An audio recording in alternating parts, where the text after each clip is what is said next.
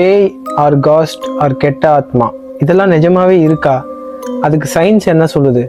அதை பற்றின வீடியோ தான் இது. இந்த யூனிவர்ஸில் பல மிஸ்ட்ரீஸை நம்ம சயின்ஸ் பேக் பண்ணி பார்த்துட்டு வரோம். எல்லாத்தோட இன்ஃபைனைட் கிரியேட்டர் யூனிவர்ஸ்னா அப்போ கடவுள்ன்ற கான்செப்ட் எங்கேருந்து ஆரம்பிச்சதுன்னு பார்த்தோம். அந்த வீடியோவில் பேய் இருக்கா இல்லையா அப்படின்னு ஒரு ஃபாலோவர் கமெண்ட் போட்டிருந்தாங்க. இன்ட்ரெஸ்டிங்காக இருந்தது.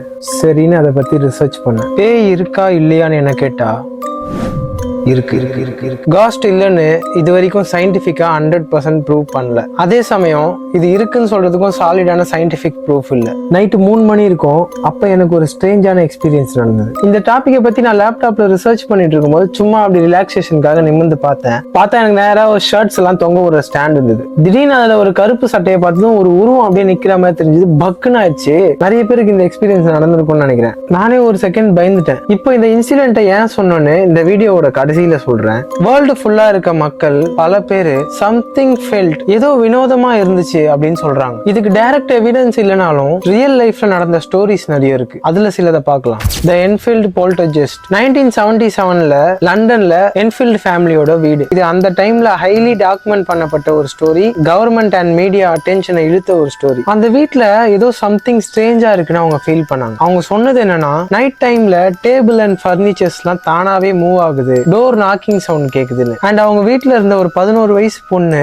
ஒரு டைம் ஏர்லயே அப்படியே லெவிடேட் ஆயிட்டாங்க அப்படின்னு கம்ப்ளைண்ட் பண்றாங்க. இன்ட்ரெஸ்டிங் ஃபேக்ட் என்னன்னா, போலீஸ் கூட வந்து பார்த்துட்டு ஆமா சேர் டேபிள்ல மூவ் ஆச்சு நாங்க பார்த்தோம்னு ரிப்போர்ட் பண்றாங்க. இங்க இருந்து தான் இந்த கேஸ் சீரியஸ் ஆகுது. Next the Dyatlov pass incident. இது நிறைய பேர் கேள்விப்பட்டிருப்பீங்க. இது ஒரு பியூரான மிஸ்ட்ரி இன்னைக்கு டேட் வரைக்கும். ரஷ்யால 9 எக்ஸ்பீரியன்ஸ் ஹைக்கர்ஸ்னா இப்ப நம்ம ஊர்ல சும்மா டூர்லாம் போறோம்ல, அங்கெல்லாம் வந்து இந்த மலை சைடு அன்எக்ஸ்ப்ளோர்டு ஏரியா, இந்த ஸ்னோ பனி பிரதேசத்துக்குலாம் அந்த கிட் எல்லாம் எடுத்துட்டு கிளம்பி போயிடுவாங்க வெக்கேஷன் மாதிரி அதை எக்ஸ்ப்ளோர் பண்றது. 9 எக்ஸ்பீரியன்ஸ்டான ஹைக்கர்ஸ் சைபீரியால ஒரு ஸ்னோ ரீஜியனுக்கு ஹைக்கிங் போறாங்க. போயிட்டு ரொம்ப நாள் ஆகியும் அவங்க திரும்ப வரவே இல்லை. அவங்க எல்லாருமே மிஸ்ஸிங். ஸோ போலீஸ் இதை சர்ச் பண்ணும்போது நிறைய ஷாக்கிங்கான இன்ஃபர்மேஷன் கிடைக்குது. அவங்க இருந்த டென்ட்டை போய் ரிசர்ச் பண்ணி பார்த்தா அந்த டென்ட்டை ஓபன் பண்ணாம உள் வழியா இருந்து கிழிச்சு அதுல இருந்து அவங்க வெளியே ஓடி இருக்காங்க. அவங்களோட திங்ஸ், ஈவன் அவங்க ஸ்னோ பூட்ஸ், கிட்ஸ் எல்லாமே அங்க அப்படியே தான் இருக்கு. அவங்க பேர் ஃபுட்டோட அந்த பனியில ஓடி போயிருக்காங்க. லேட்டரா அவங்களோட பாடிஸ் வெவ்வேறு டிஸ்டன்ஸ்ல கிடைச்சது.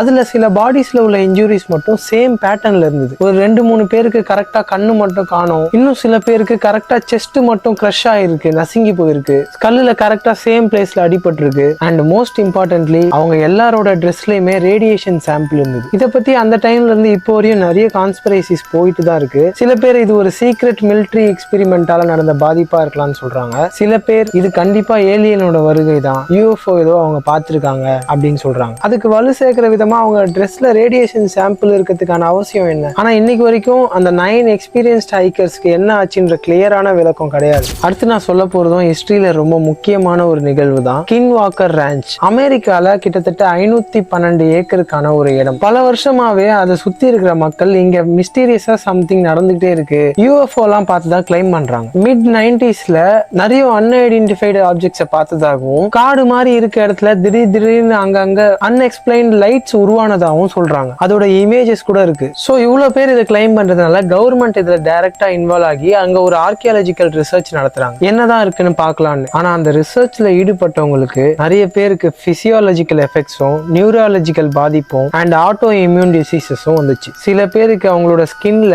ரேடியேஷன் பர்ன்ஸ் இருந்தது. சோ பாதி பேர் அந்த ரிசர்ச்ல இருந்து டிஸ்கண்டினியூ ஆகி போயிட்டாங்க. ஆனா அவங்க டிஸ்கண்டினியூ ஆகி போனதுக்கு அப்புறமும் அவங்க லைஃப்ல நிறைய பேரநார்மல் ஆக்டிவிட்டிஸை பார்த்துதான் கிளைம் பண்றாங்க.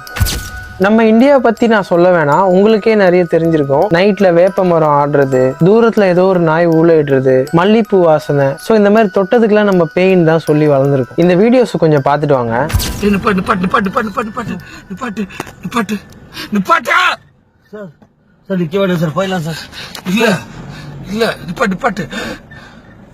என்ன பண்ணலாம் சார்?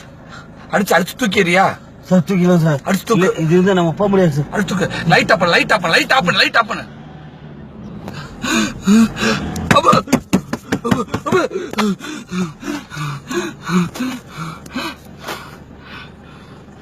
காணா லைட் போடாத.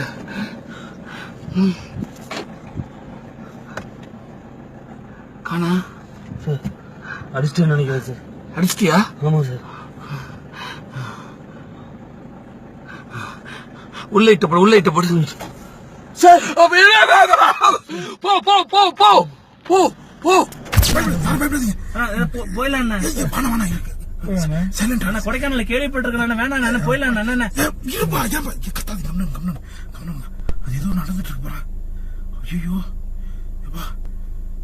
போயிடலாம் பயமா இருக்குண்ணா எனக்கு போயிடலாம் இருப்பா ஏன்பா கத்தல கம்மிப்பா பயமா இருக்குண்ணா சைலண்டா இருப்பா சைலண்டா பனிமூட்டமா இருக்குண்ணா இருப்பா நிக்கல ரோட்ல ஆமா நீ என்ன பண்ண அப்படியே போ 12 மணிக்கு இந்த குளூர்ல யாரும் நிக்க மாட்டாங்க ரோட்ல கத்தாதப்பா சூசைட் பாயிண்ட் அதான் நான் சொன்ன முதல்ல வேணாம் சொன்னல போயிடலாம் பக்கத்துல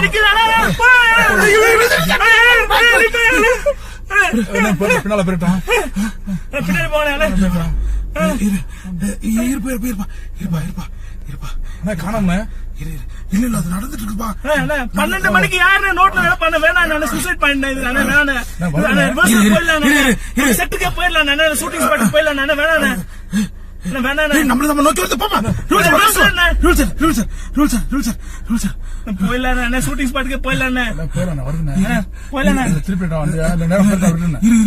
போயிடலாம் யார் கத்தாதீங்க என்ன பயமா இருக்குண்ணா அது என்ன பண்ணு பாக்கலாம் இருப்பா யாரும் கத்தாதீங்க கம்னாங்க இரு பிரபு ஒன்னு பண்ணிப்போ நீ என்ன பண்ற வண்டி நேரா எடுத்துன்னு போயிட்டு லெஃப்ட் ரைட் நேரம் போயிடு அது இன்னும் பயமா இருக்கு எதுவும் கத்தாதீங்க நான் தான் சொன்னேனே வானாண்டா சூசைட் பாயிண்ட்னு கேட்டீங்களா நீங்க பண்ணி வேற மூட்டம் சரி ரொம்ப பயமா இருக்குண்ணா கத்தாதீங்க கம்மிருந்தா போ கண்ணு வேற தரல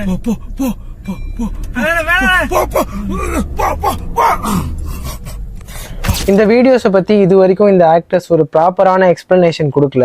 என்னை பொறுத்த வரைக்கும் இது பப்ளிசிட்டிக்காக அவங்க பண்ண எக்ஸ்பெரிமெண்டா தான் நான் பாக்குறேன். ஏன்னா இதே மாதிரி பல நாடுகள்ல செலிபிரிட்டிஸ் காஸ்ட் வீடியோஸை ஃபேக்கா கிரியேட் பண்ணிருக்காங்க. சரி, இதெல்லாம் எங்க இருந்து ஆரம்பிச்சதுன்னு பாப்போம். இது இன்னைக்கு நேத்து ஸ்டார்ட் ஆன விஷயம் இல்ல. கடவுள்னு ஒண்ணு இருக்கா இல்லையான்னு கேள்வி வந்த போதுல இருந்து பேயின்னு ஒண்ணு இருக்கா இல்லையான்றதும் ஸ்டார்ட் ஆயிடுச்சு. ஏன்ஷியன்ட் ஈஜிப்ட்ல சவுல 2 விதமா பிரிப்பாங்க, கா அண்ட் பா. அவங்க பிலீவ் பண்ணது என்னன்னா, பாடிஸை ப்ராப்பரா பரி பண்ணலனா அந்த சவுல் ரெஸ்ட்லெஸ் ஆகும், அது அலைய ஆரம்பிக்கும்னு நம்புறாங்க. சோ அப்ப முதல்ல இந்த ஆத்மா அலையுதுன்னு சொல்றது இந்தியன்ஸ் உருவாக்கல, ஈஜிப்தியன்ஸ் தான் உருவாக்கி இருக்காங்க. மெசபோட்டோமியன் சிவிலைசேஷன், இதுவும் ரொம்ப ஓல்டு சிவிலைசேஷன் தான். முதல்ல காஸ்ட் ஸ்டோரிஸ் ரெக்கார்ட் பண்ணவங்க இவங்க தான். அவங்க சிவிலைசேஷன்ல எடிமூன்னு சொல்லுவாங்க, அதாவது பேய். சோ செத்ததுக்கு அப்புறம் ப்ராப்பர் ரிச்சுவல்ஸ் பண்ணலனா அந்த ஆத்மா நம்மள வந்து டிஸ்டர்ப் பண்ணும் அப்படின்னு நம்பினாங்க. அவங்க லிட்ரேச்சர்லயும் டாக்குமெண்ட் பண்ணிருக்காங்க. எபிக் ஆஃப் கில்கமேஷ் அப்படின்னு அவங்களோட போயம் ஒன்று இருக்கு. அது ஜீசஸ் கிரைஸ்ட் பீரியடை விட ரொம்ப ஓல்டு, கிட்டத்தட்ட 2100ல இருந்து 1200 BC டைம்ல எழுதப்பட்டது. அதுல அவங்க இந்த எடிமூவை ரெக்கார்ட் பண்ணிருக்காங்க. சோ கிளியரா காஸ்ட் கான்செப்ட் சயின்ஸ்ல இருந்து வரல, அது ஹியூமன் இமேஜினேஷன்லயும் ஃபியர்னாலையும் டெத்தை பத்தின மிஸ்ட்ரியை தெரிஞ்சுக்கிற ஆர்வத்தினாலையும் தான் உருவாச்சு. ஓகே, காஸ்ட் பத்தி சயின்ஸ் என்ன சொல்லுது? சயின்ஸுக்கு எப்பவுமே ஒரு விஷயத்தை அக்செப்ட் பண்ணிக்கணும்னா அதுக்கு ரிப்பீட்டபிள் எவிடன்ஸ் வேணும். ஒரு எக்ஸ்பெரிமெண்ட்டை எத்தனை வாட்டி பண்ணாலும் அதோடைய ரிசல்ட்ஸ் மாறக்கூடாது, அப்பதான் அதை சயின்ஸ் அக்செப்ட் பண்ணிக்கும். காஸ்ட் இருக்கு அப்படின்றத ப்ரூவ் பண்றதுக்கு சயின்ஸ் கிட்ட ரிப்பீட்டபிள் எவிடன்ஸ் இல்ல. ஆனா 1-2 இன்ஸ்டன்ஸ்ல சம்திங் அப்நார்மலா நடந்திருக்கு. நான் ஸ்டார்டிங்ல ஒரு விஷயம் சொல்லியிருந்தேன்ல, நைட் 3 மணிக்கு நான் ஒரு விஷயத்த பார்த்து பயந்தேன். அது ஏன் சொன்னேன்னா, நம்ம ஹியூமன் மைண்ட் வெரி பவர்ஃபுல். டார்க்னஸ்ல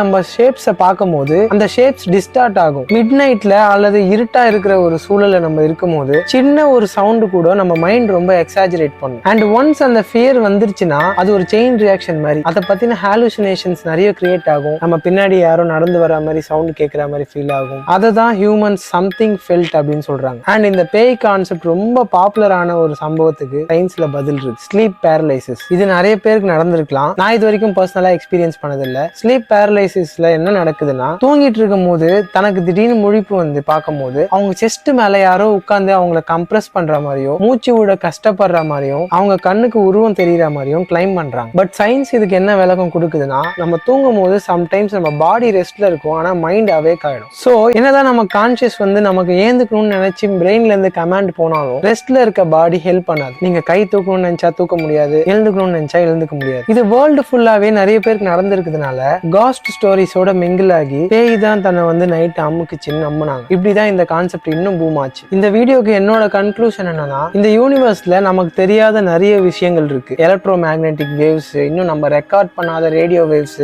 நிறைய ஃப்ரீக்வன்சிஸ் இருக்கலாம். ஸோ அந்த மாதிரி அனாமலிஸும் கிராவிடேஷனல் அனாமலிஸ்னா நம்மளால மெஷர் பண்ண முடியாத அப்நார்மலா இருக்கிற விஷயங்கள். இப்போ எர்த்தோட எலக்ட்ரோ மேக்னெட்டிக் ஃபீல்டு சேஞ்ச் ஆகுதுன்னு வச்சுக்கோங்களேன், நம்மளோட மொத்த கிளைமேட்டுமே சேஞ்ச் ஆகும். நார்த் போல்ல இருக்க கிளைமேட் சவுத் போலுக்கு வரும், சவுத் போல்ல இருக்கிறது நார்த் போலுக்கு எக்ஸ்சேஞ்ச் ஆகும், அமெரிக்கா ஹாட் ஆகும், இந்தியா கோல்ட் ஆகும். ஃபார் எக்ஸாம்பிள் இந்த மாதிரிலாம் நடக்க வாய்ப்பு இருக்கு. ஸோ சம்டைம்ஸ் இந்த மாதிரி அனாமலிஸை நம்ம ஃபீல் பண்ணும்போது பிளஸ் நம்ம மைண்ட்ல இருக்க ஃபியரும் ஹாலுசினேஷனும் சேர்ந்து நம்ம அதை இன்னொருத்தர்கிட்ட ஷேர் பண்ணும்போது அவங்களுக்கும் அது நடந்திருந்து இந்த புரிஞ்சிக்க முடியாத விஷயங்களுக்கு நம்ம விடை தேடுறதுனால தான் இது ஏதோ ஒரு கெட்ட சக்தி நம்மள டிஸ்டர்ப் பண்ணுது, காஸ்ட்னு நம்ம நினைச்சுக்கிறோம் நான் நினைக்கிறேன். இது என்னுடைய பர்சனல் ஒப்பீனியன். நிஜமாவே பேய் இருக்கா இல்லையா, உங்களுக்கு ஏதாவது பர்சனல் எக்ஸ்பீரியன்ஸ் இருந்தா அதை தயவு செஞ்சு என்னோட ஷேர் பண்ணுங்க. நம்ம அதை பத்தி டிஸ்கஸ் பண்ணுவோம். அதை பத்தி ஒரு டீடைல் வீடியோ கூட நம்ம மேக் பண்ணலாம். இந்த மாதிரி unexplained universe, ritual and psychology மிஸ்ட்ரீஸை பத்தி வீடியோஸ் நிறைய நீங்க பார்க்கணும்னா என்ன ஃபாலோ பண்ணி வச்சுக்கோங்க. அப்பதான் நான் அடுத்து போடுற வீடியோ உங்களுக்கு வந்து சேரும்.